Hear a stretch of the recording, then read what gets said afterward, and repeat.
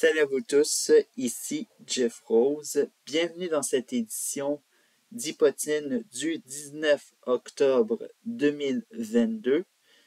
Je tiens à vous préciser avant de voir le palmarès de les potins de cette édition que la majorité des potins sera consacrée à la télé-réalité canadienne Occupation Double qui se déroule actuellement en Martinique. Bref. Alors donc, bien sûr, il y aura des potins en bref qui seront par la suite lus, évidemment. Alors donc, ne vous inquiétez pas, c'est un peu une couverture, mais en même temps une édition spéciale. Alors donc, vous voyez un petit peu pourquoi c'est écrit édition spéciale, mais bref, ne vous en faites pas. Il y a d'autres potins hors occupation double qui ont aussi retenu l'attention. Alors donc, je vous dis bon visionnage et bonne écoute et c'est parti.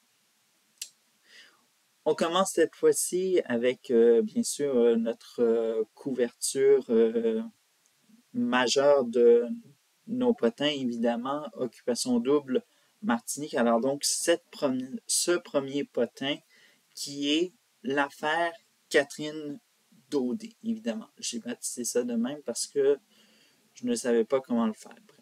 Alors donc, comme vous l'avez vu dans la dernière édition, Imijad Gravis avait fait une mystérieuse révélation au niveau, on savait que Tommy était son ex, mais que Catherine était son amie et que voir Catherine qui a un intérêt pour Tommy l'a mis, on peut dire, un petit peu fâché ou surpris. Bref, alors donc, les réactions ont continué après celle de Amy Jade. Alors donc, il y a eu la créatrice de contenu et entrepreneur Elisabeth Rioux qui s'est dit dans un message sur Instagram, se positionnant en disant qu'elle n'accepte pas la relation entre Catherine et Tommy, mais qu'elle n'irait pas jusqu'à bannir Catherine de sa vie.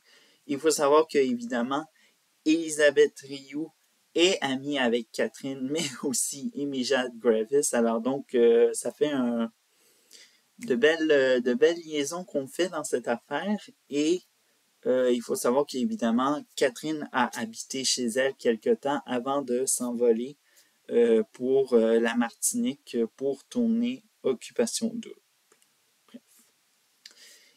Pour ce qui est d'une autre réaction qui est l'ex de Catherine, évidemment, l'ex de Catherine dit qu'il a révélé en foire à questions et FAQ qu'il ne regardait pas la télé-réalité en général et que ça ne l'intéressait pas.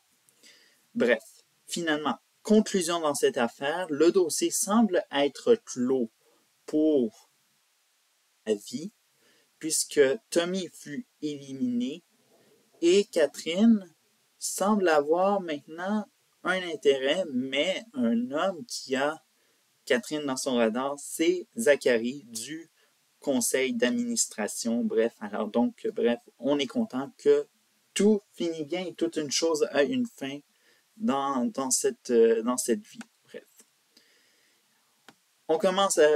On va maintenant passer au deuxième potin qui est Claudia Tian qui aurait fait peut-être du 3X avec Michael Daudet et tout ça. Alors donc, c'est le site à potins QC Scoop qui a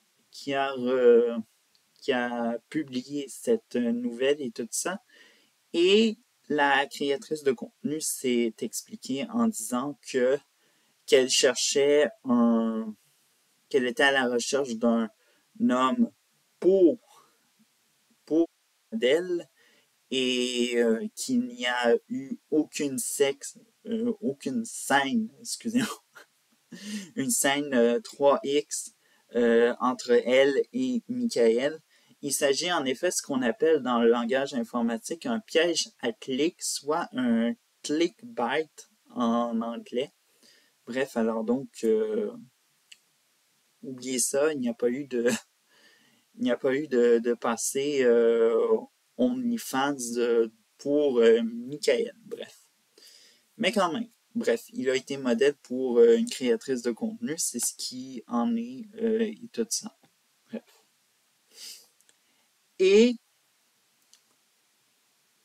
troisième et dernier potin sur Occupation Double Martinique, et vous savez, il est l'attention de presque mes précédentes éditions et tout ça. Il s'agit de Freeman Sensei et de ses amourettes et tout ça, vous savez, et tout ça. Je spécule ça à chaque fois que je regarde Occupation Double. C'est un petit peu ma raison pourquoi je regarde ça et tout ça actuellement.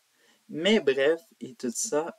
Alors donc, pour tout dire, évidemment, pour ce qui est de Sabrina et tout ça. Alors donc, Sabrina, vous savez, aspirante au deuxième tapis rouge et qui avait trop regardé Freeman dans son regard, eh bien, elle est malheureusement partie. Des indices ont été laissés sur le site à potins QC Scoop en disant que Kiana a été choisie au détriment de cette dernière, puisque selon les sources qui ont été publiées sur QC Scoop, elle aurait été aperçue dans le même vol que celui de Jonathan en direction de Montréal.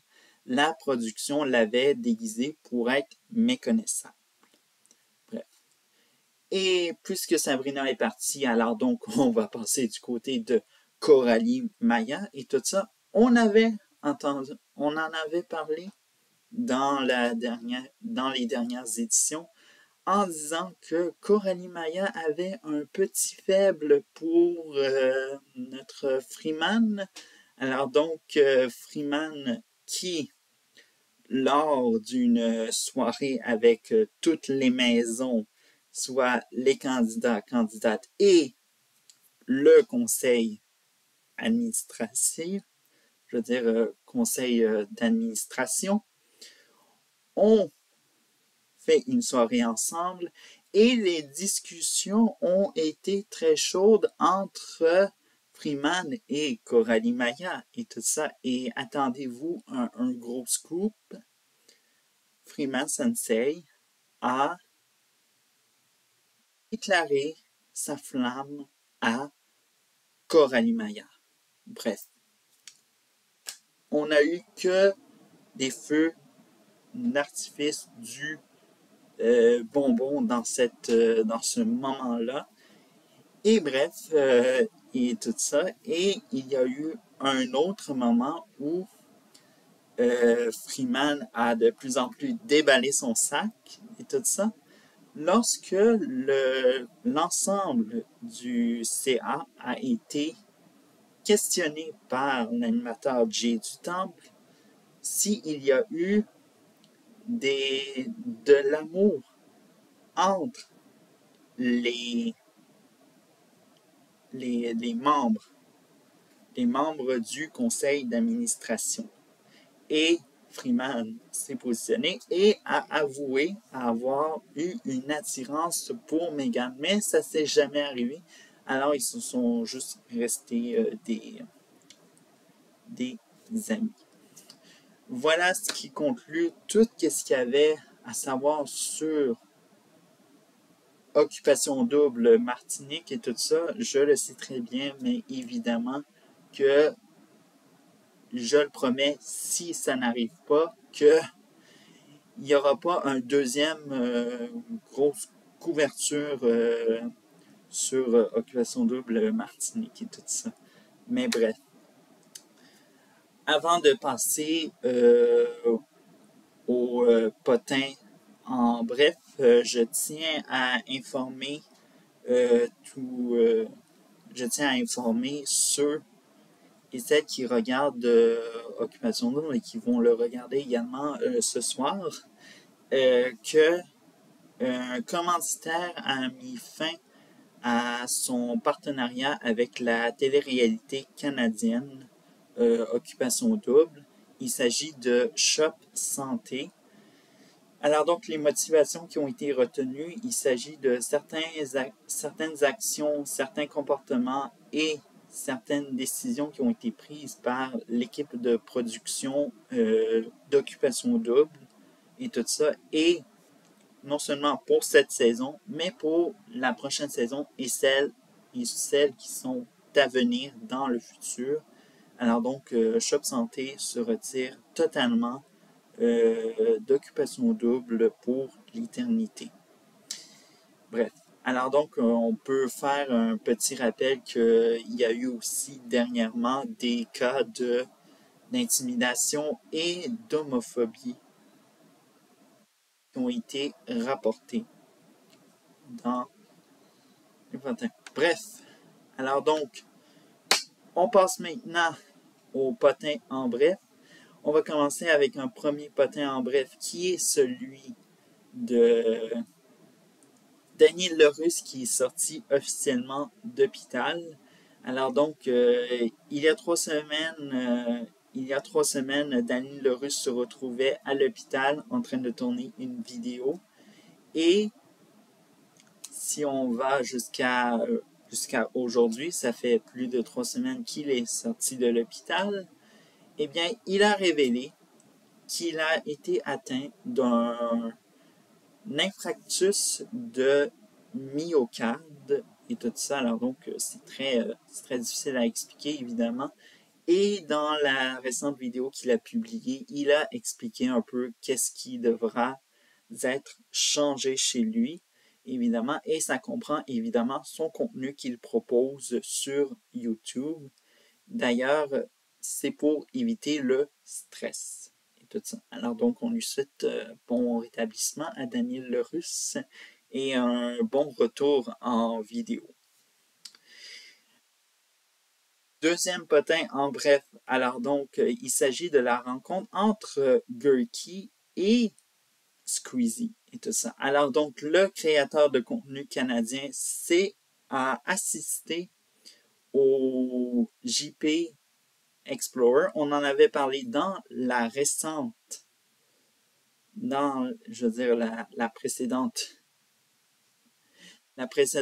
édition et tout ça. Alors donc, vlog qui n'a pas duré très longtemps, mais évidemment, ce qui a fait beaucoup jaser, c'est évidemment une photo avec le créateur de contenu français le plus populaire de l'industrie de la création de contenu en France, Squeezie, qui a été sur Twitter, mais évidemment peut-être sur Instagram. Moi, je l'ai vu sur Twitter et tout ça, puis j'ai trouvé absolument ça absolument formidable. Bref, alors donc, évidemment, ça fait un très beau souvenir, évidemment, très chouette pour Gurky et tout ça. Alors donc, je vais mettre évidemment son blog en lien. Bref. Et troisième et dernier potin en bref, c'est Thibaut Inchek qui revient sur une ancienne agression pour une bonne cause et tout ça. Alors donc, Thibaut Inchek a remonté le temps jusqu'en 2000 lorsqu'il a subi une agression. Et tout ça, le créateur de contenu a dû discuter avec différentes autorités françaises pour obtenir les images de caméras de surveillance. Et bien sûr, ceci était censé être un projet de sensibilisation sur l'insécurité. Évidemment, alors donc, sachez qu'en France, l'insécurité est très présente et est beaucoup abordée comparé à d'autres pays. Bref, alors donc, je mettrai également la vidéo en lien et tout ça. Alors, donc, voici ce qui conclut cette édition d'Hypotime. Mon nom est Jeff Rose. On se retrouve mercredi prochain pour une autre édition d'Hypotime. Sur ça, à une prochaine vidéo. Ciao!